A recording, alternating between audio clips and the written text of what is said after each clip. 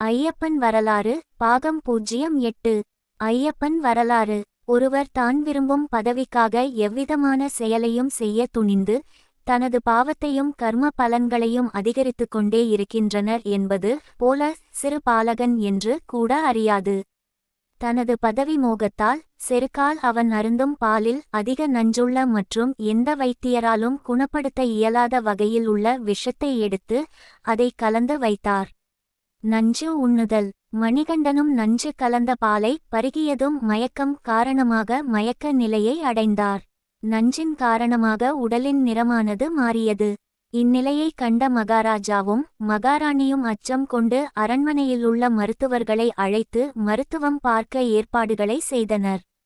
இருப்பினும் அரண்மனையிலுள்ள மருத்துவர்களால் மணிகண்டன் உண்ட நஞ்சுக்கு உண்டான மருந்து தயாரிக்க இயலாமல் என்ன செய்வது என்று புரியாமல் இருந்தனர். இச்செய்தியானது நாடெங்கும் பரவி மணிகண்டனின் நிலையை அனைவரும் அறிந்த வண்ணம் இருந்தனர்.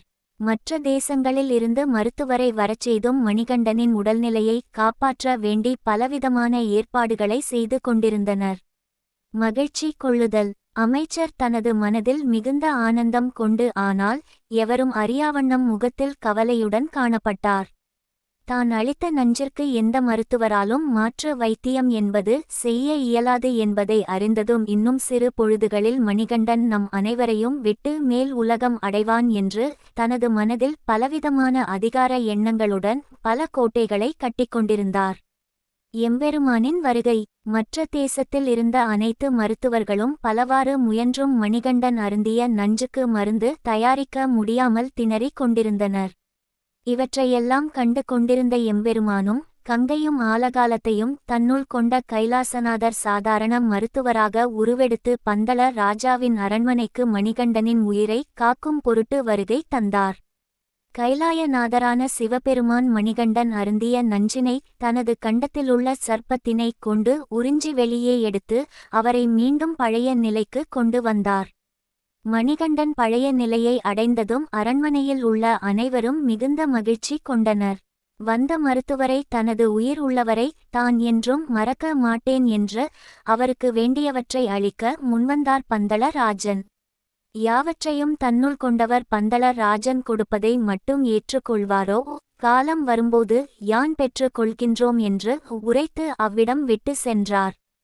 தோல்வி அடைதல். அமைச்சர் திட்டமிட்ட செயல்களில் எதிர்பார்த்த பலன் கிடைக்கும் தருவாயில் கடைசி நிமிடத்தில் வந்த மருத்துவரால் தனது திட்டம் முழுவதும் வீணாகியதே என்று எண்ணி மனம் கலங்கும் பொருட்டு அடுத்து என்ன செய்வது என்று யோசித்த கணத்தில் அவர் கண்ணெதிரே நிகழ்ந்த ஒரு சம்பவம் அவருக்கு சாதகமாக அமைந்தது. அதாவது மணிகண்டன் தனது தாயிடம் பேச முயலுகையில் தாயோ தன் மகனிடம் பேசி மணிகண்டனிடம் பேசுவதை மறந்து தன் மகனிடம் உரையாடிக் கொண்டிருந்ததை கண்டார் முதலமைச்சர்.